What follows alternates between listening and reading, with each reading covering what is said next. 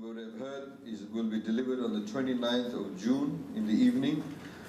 From last year we started delivering the budget in the evenings, so more people can get to hear it, in particular in the evenings. Most people are away from their work and they're at home, so they can get more exposure to that. By law, once the budget is delivered, we have to wait for at least a week before Parliament actually debates it. And Parliament, of course, will be debating that around about the second week of July. And the budget comes into effect from the 1st of August, which is now our financial year, which is from 31st of August, from 1st of August to 31 July. Please, at the end of it, don't hesitate to ask any questions, any comments you may have. If you have any submissions to make, you also have the opportunity to be able to make the submissions through email. We like you to make the submissions at the latest by next Friday. We've already had also consultations within the respective ministries. The Permanent Secretary for Economy, who unfortunately could not be here this afternoon, she's been at all the other ones, has already sat across the table with the Permanent Secretaries of the other ministries and been through the first round of the internal consultations. From Monday, I sit with her across the table with the other ministers and the Permanent Secretaries, and also go through the figures. So we'll start off. We've had economic growth now consecutively for the past 7 years. By the way, all these figures are put together by the Reserve Bank of Fiji. They do the independent assessment. The questions that generally people do ask is, say, what is government going to do, or what is government doing in respect of creating jobs? Obviously, economic growth is critical for creating jobs, because economic growth means a lot more robustness within the economy. It means more economic opportunities. For government, our obviously objective is that when we have economic growth, that growth is spread out as much as possible. Fiji has recently been assessed to be only one of the 5 countries in the entire Asia Pacific region that has actually had inequality decrease, which is obviously a good space to be in. Generally, your growth becomes somewhat muted. As you can see, after Jean and Mick, it went into negative growth rate over here. Despite the fact that Cyclone Winston caused about $1.4 billion worth of loss to our GDP, despite that, we are growing still at 2% post-Winston, and this is the projected growth rates for the next few years. So if we continue down this path, we will be again unprecedented. It's 7 years of consecutive growth rate has only happened once before in the post-independent Fiji. So again, it's a good space to be in. Next slide, please. What are the areas that actually contributes to the growth?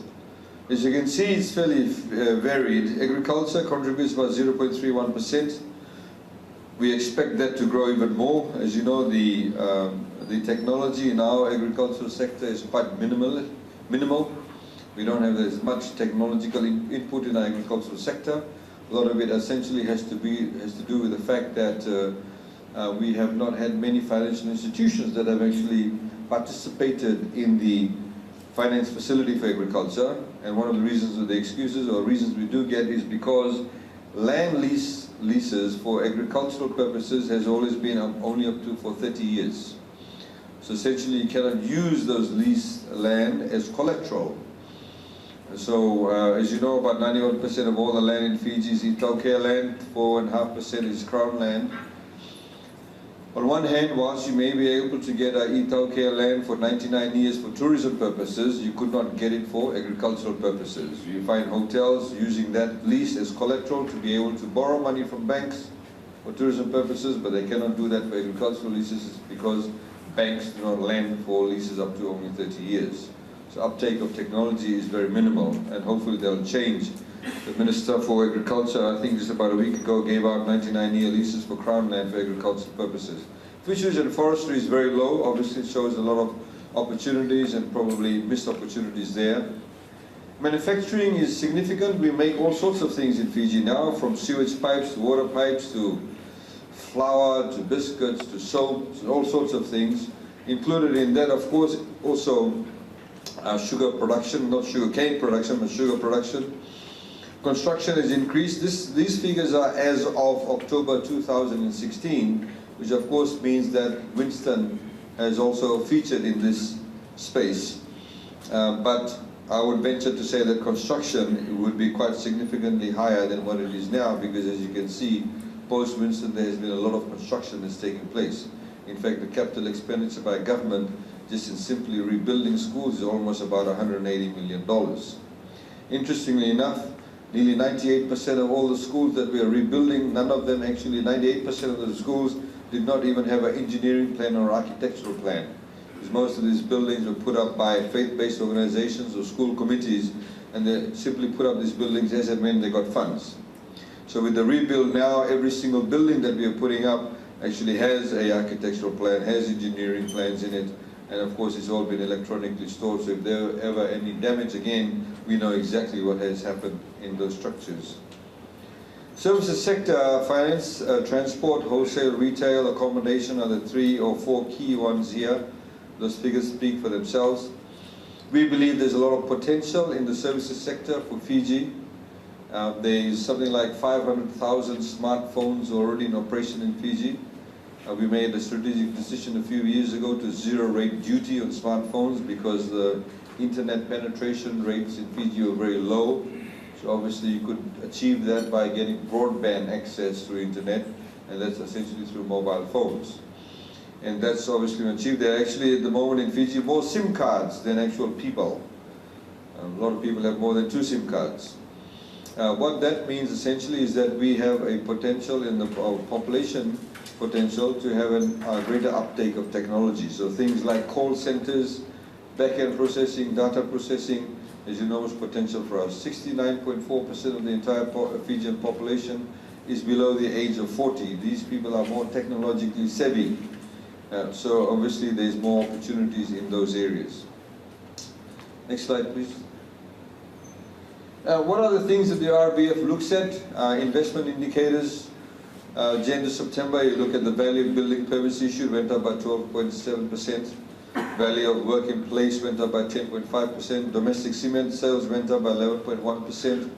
Of course, people don't buy cement to keep it underneath the house, they actually buy it to build things. Construction is good because when you construct buildings, you need somebody to dig the foundation, somebody to lay the steel, pour the concrete, do the plumbing, do the electrical works, do the painting. A whole raft of things needs to be done. It creates a lot more employment. It means people have a lot more access to disposable income. When they do have that, they actually go out and spend the money, they pay VAT, and it creates also employment. So construction is very, very important. Imports of investment goods went up. This is essentially machinery, plants, etc. It means to show there's more productive capacity. Government capex, capital expenditure increased by 7.8%.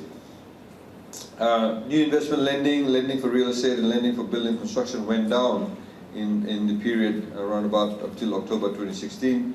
Of course, you need to take into account the fact that we had Winston and they would have had an impact on that. Consumption indicators. New vehicle registration went up by 27.5%. Second-hand vehicle registration went up by 7.8%. I'm sure those of you who travel along this road will find the traffic jams that you now have because of the high level volumes of traffic on the roads. New lending to wholesale retail went up by 13.2%. Imports of consumption goods went up by 14.7%, which goes to show people are spending a lot more money in terms of buying, whether it's earrings or whether it's watches, whether it's deodorants, whatever the case may be. The consumption goods went up quite significantly. PAYE collections. The tax you pay when you actually have a salary. Generally those collections go up because more people are employed, therefore more taxes are being paid, or salaries have gone up, or a combination of both those reasons. New job advertisements went up by 15.1%. Personal remittances went up by 5%. We have many rugby players working in France, in Japan, in England, and various other places. They send money back home. We have people in the British Army, we have people working in security guards in the Middle East. We have caregivers in the west coast of North America. We have friends, family, and relatives who send money from Australia and New Zealand. And personal remittances are the second largest foreign exchange earner for us after tourism. Wearable consumption also increased, even though VAT has gone down from 15 to 9%. The collections actually went up in terms of consumption. New lending to private individuals went down by 4.7%, which you expect in particular after a cyclone. You can see just by comparison, vehicle registration. Second-hand vehicle registration in 2005 was 6,088. By comparison, in 2016 was 10,152. New vehicles, 3,363 in 2005, nearly 5,000 in 2016. Obviously, people in Fiji see buying of a vehicle as a means or indication of their social mobility. So my son or daughter is doing well, they bought a new car. So you stop using public transportation. You like to travel by your own vehicle. That's obviously a phenomena, a social issue that we need to be able to negotiate very soon, because it can cause a lot of traffic issues. Some countries, of course, have tried to deal with it by making traveling by buses a lot more sexier. People in Fiji don't like to travel by bus if you're doing well. You'll never see anybody in a suit catching a bus from Nasinu to Suva. They'll go by car. But if you go down to Sydney, everybody catches public transport, whether it's a train or whether it's the bus. That's an issue we need to be mindful of. Of course, it's peaked over here because we reduced the duty on vehicles less than 2,500 cc, and vehicles, obviously, they were hybrid, it was zero-rated duty. So that meant more people were buying vehicles, banks were willing to lend more. Of course, if you bought a vehicle more than 2,500 cc, we expected you to pay a lot more duty, but also more money. So if you, for example, bought a BMW 3,000 cc, apart from your 32% plus your excise duty, you also paid on top of that $20,000. You're rich, you can afford it, we'll take the money from you and give it to the poor people. Essentially, that's what you call progressive taxation system, but despite that, vehicle sales went up. Retail sales, as you can see from 2008, it's been consistently growing. We had a few troughs here, but on average, we've gone up by, so growth has been 7.1%. Inflation, ladies and gentlemen, generally gets affected by things like cyclones. That's why we don't like cyclones. It kills people, it causes psychological, physical, emotional distress. It costs government, it also pushes up the price of goods and services. Today, Yangona costs $110 a kilo in the Western Division. Consumption rates have not decreased, however. But at the same time, of course, in a bunch of bananas in Suva, after the cyclone Winston, $20. Now it's probably about $5. Bundle of beans used to cost $5, long beans. Now it's stabilized around about $2. So this is why you see the peak go up, but we're now seeing it coming down. It's around about 4.1%. We expect that to even come down even lower than that. Foreign reserves, as I mentioned, nearly everything that we have, the mic that I'm holding, the suit that I'm wearing, maybe it's sewn in Fiji, but the fabric comes from overseas. The watch that I'm wearing, the watches that you are wearing, the deodorant that you use, whatever it is, it's all imported. Even these plastic chairs, the covers, it's all imported. So we need to buy these goods either in Japanese yen, US dollars, Australian dollars, New Zealand dollars, euros. We buy $1 billion worth of fuel from Singapore every year. So we need foreign currency to be able to trade in these goods. International benchmark shows or tells us that we need to have at least 4 months worth of foreign reserves to be comfortable. 2005, we had 2.3 months worth of foreign reserves, sitting at $549 million. Today, we are sitting at $2.1 billion, which is about 5.8 months worth of foreign reserves. Good space to be in. Of course, we want this to increase consistently. But what that also helps determine is that when you do things like Fiji Airways, when they go out and buy these A330s and are able to get foreign funding to purchase this aircraft, their interest rate actually gets positively affected by the level of foreign reserves the country has, because that's how they assess you. Is therefore in a comfortable position. So that's a good place to be in. That's actually the highest ever we've had in foreign reserves in our history. Fiscal performance. All governments since the Ratumara government days have been running fiscal deficits. We've only had probably about 2 or 3 times in our entire post-independent history that we've actually had a surplus. This surplus, I would suggest, that took place because of probably underspending. But in most instances, as you can see, the deficits are there. We run deficit. We're a developing country. We're a post-colonial country. As you know, most colonial countries The level of development was underdeveloped because you may find you have water and reticulated water systems up to the CSR quotas, but everybody, villages and farms around that did not have those kind of systems in place. So we have to develop that. We have to develop our infrastructure. The trick, of course, is to manage your deficit. And you need to have a targeted, indicators in respect of your deficits. We have a target, obviously, to maintain sustainable levels. It does get affected by cyclonic events when you have to spend more. As you can see, we've been decreasing our deficit here in the past few years. Winston came along and caused that problem. So Winston actually cost us about $220 million additional. If Winston had not occurred, this line would have probably been up till there, would have ended up till there. And we can talk about that later on. Total revenue, we of course have to make money too. We give your university $57 million a year. We have to generate revenue. So government needs to be run in a very prudent way. We need to be creative in the way that we get revenue, as opposed to trying to get it from the ordinary people, but get it from people who can afford to pay the revenue. Revenue of government 2004 was $1.1 billion. Today is $3.1 billion. And that is, of course, helped by things like greater compliance. There are a lot of business houses that were not paying their taxes. A lot of them weren't paying the right amount of taxes. A lot of them were scheming the system. Some of them are still doing it.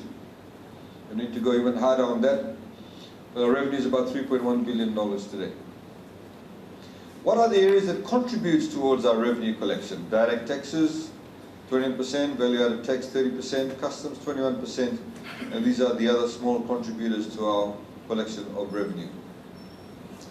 What we've done for you is grouped what you may call the social spending.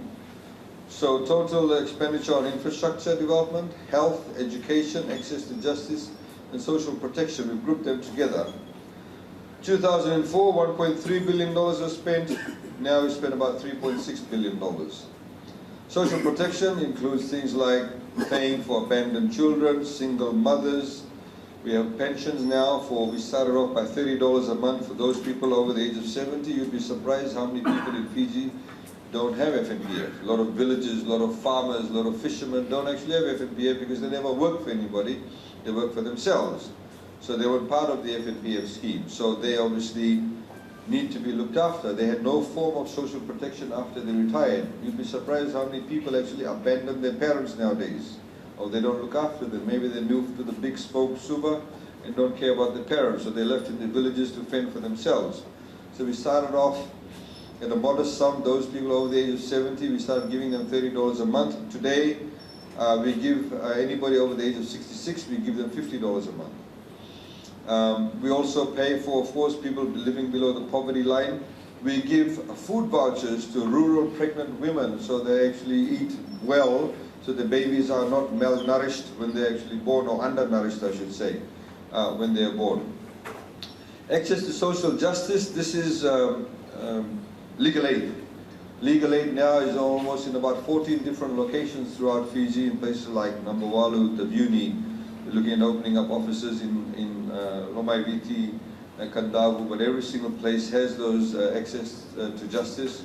Just because you're poor, it does not mean you should not get legal representation. There are a lot of women, for example, who get abandoned by their spouses. They don't get maintenance paid. We do that through legal aid. Legal aid now is what I call the largest law firm in Fiji. It has more than 42 lawyers. They also draft wills for people who are not necessarily rich.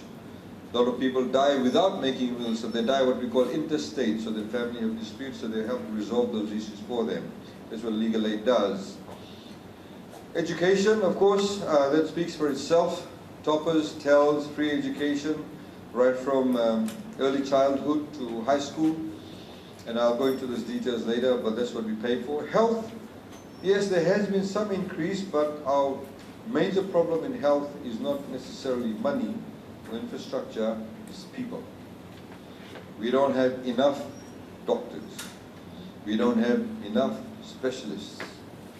We don't have enough specialists, not just as doctors, but also people, for example, who can read an MRI imaging. You may have an MRI machine, but you need people who know how to read the imaging. We don't have enough radiologists. So That's a major challenge for us. As you know, we increased the doctors' salaries by up to about 80% in last year's budget. If anybody now joins the public health system as a doctor, any course that they do, postgraduate studies at FNU, we pay that for them 100% because we want more specialization.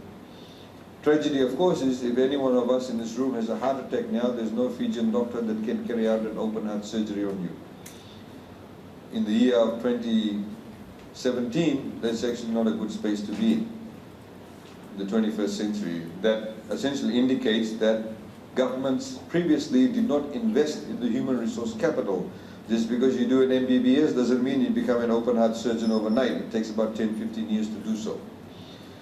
And that's what we're trying to do. The other issue about health is, of course, logistics. There's a lot of talk about, for example, accessibility to medicine.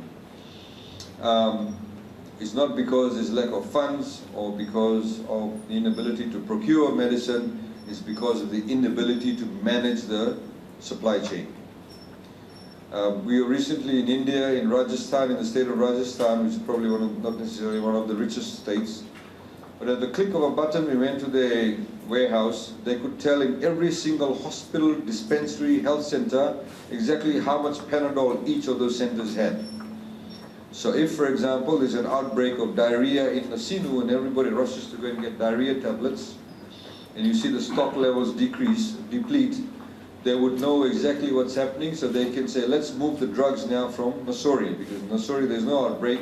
So it's the issue of managing those supplies. And that's what we're going to do, and they've actually offered us that assistance to put in that software, and we hope to do that very soon. Infrastructure development, of course, is to do with roads, bridges, jetties, electricity, water. These are the areas where we've increased a lot of funding. We're also trying to build back things better and also build new things better. Those of you who have recently been to Nandi, you would see the 4-lane road coming out of Nandi Airport, going to Namaka and Matintar. There's one thing you notice, there's no overhead cables. We put everything underground. So apart from the aesthetics of it, it also means next time there's a cyclone, nothing gets blown down because everything is underground. After Cyclone Winston, 6,000 kilometers of electrical cables went down.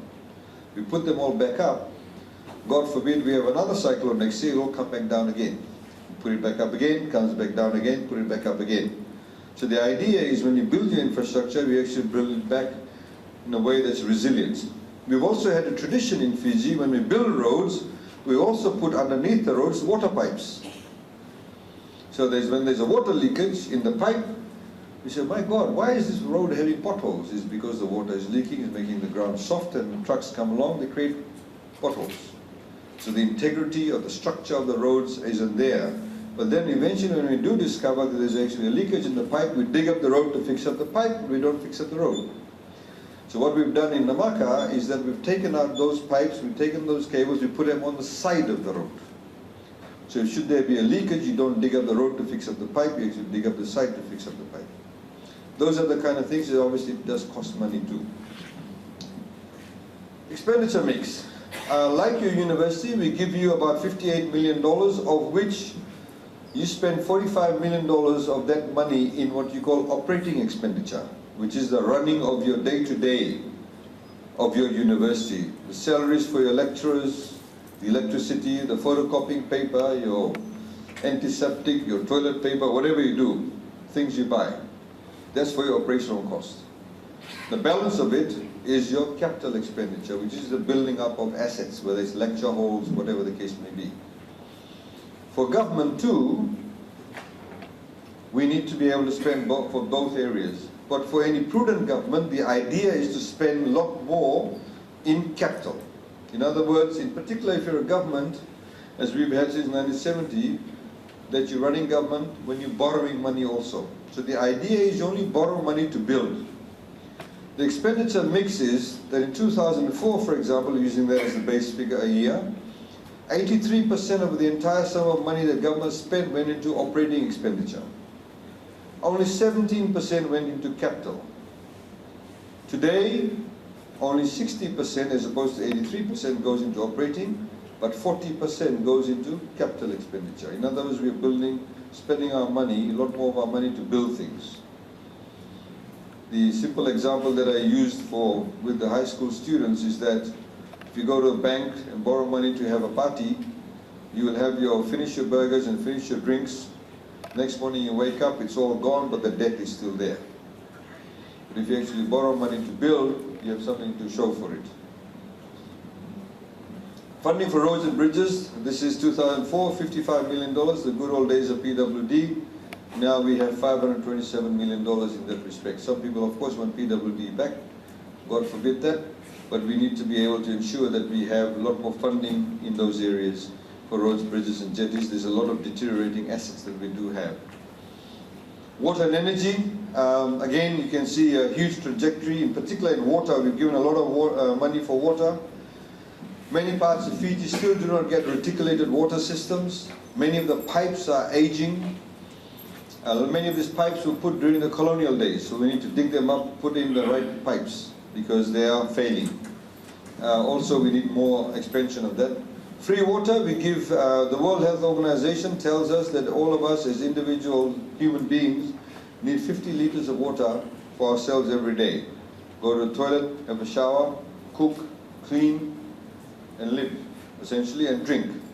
You need about 50 liters of water. So what we did was extrapolated that with 5 people per household, 50 liters of water a day. Extrapolate that for a year, it comes to in excess of 90,000 liters of water. So if you earn less than $30,000 a year as a household, we give you that amount of water for free. Electricity. The old way of thinking was that we need to keep our electricity costs down. So therefore, there was about 24 cents a unit. Everybody paid 24 cents a unit for electricity.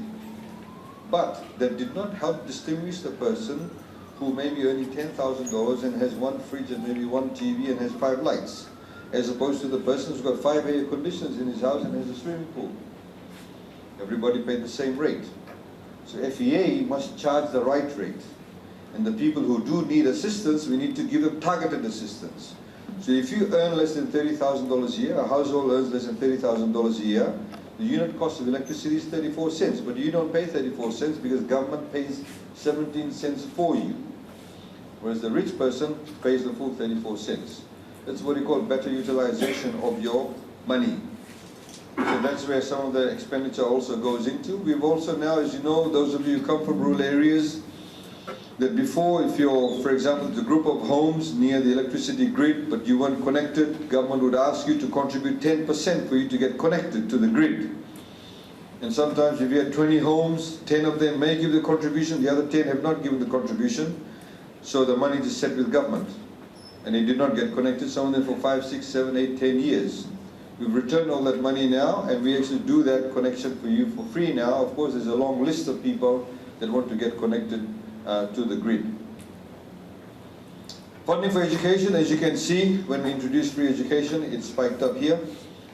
We expect this to go even higher in the next financial year, because there are more people coming through the TEL system. So we need to go through a full cycle before we actually achieve a stable level. So we expect, at least for the next 2 years, for this to even go higher.